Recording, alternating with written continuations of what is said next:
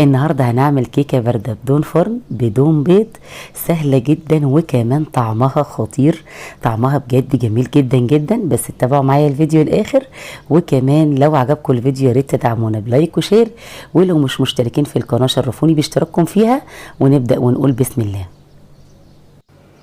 اول حاجه كده معايا 200 جرام بسكوت شوكولاته ساده، اي نوع احنا نفضله، هنفرمه بالهاند بلندر او في الكبه او نفرمه باي طريقه تعجبنا، المهم ان احنا نفرمه فرم ناعم جدا. بعد كده هجيب 9 معالق كبيره من الزبده، هنسيحهم على النار وبعد كده نضيفهم على البسكوت، وهنغلف البسكوت بالزبده كويس جدا جدا. ممكن برضو نستخدم بدل الزبده سمنه. بعد كده هضيف 100 جرام من اي نوع مكسرات برضو عندنا، هضيفه على البسكوت. هيبقى بالشكل اللي انتوا شايفينه قدامكم ده، هيبقى عامل زي الرمله كده، لما نمسكه كده ونضغط عليه هيبقى متماسك زي ما انتوا شايفين. بعد كده اجيب بقى صينيه مقاس 18. الصينيه دي ممكن تكون مفتوحه من تحت، او مش، لو مش عايزين نفتحها ممكن نخلي الكيكه في قلب الصينيه زي ما هي عادي، مش مشكله. بس انا فضلت هنا ان انا اعملها في صينيه مفتوحه.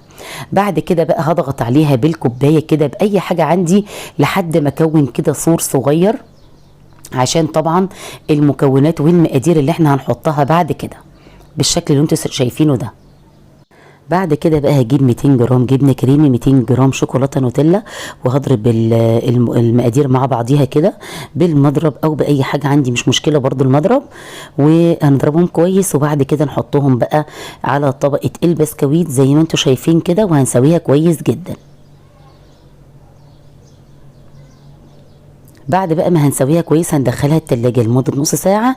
بعد كده هجيب كريمة سائلة، كريمة لباني 200 جرام او 200 جرام كريم شانتيه، يعني يا اما ده يا اما ده. هنحط عليهم 6 معالق كبيرة من السكر، حوالي 100 جرام، ممكن نستخدم 200 جرام عشان ال6 معالق كانوا السكر كان قليل شوية.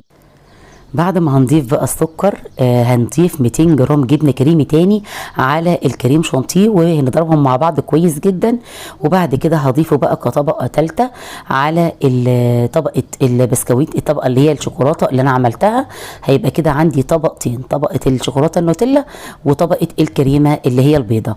وهندخلها التلاجة لمده 4 ساعات لحد ما تتماسك، عشان اما اجي اخرجها من الصينيه او اجي اقطعها تبقى متماسكه معايا. بعد كده بقى ازينها باي مكسرات عندي، فول سوداني، اي مكسرات عندي ازينها كده من على الوش.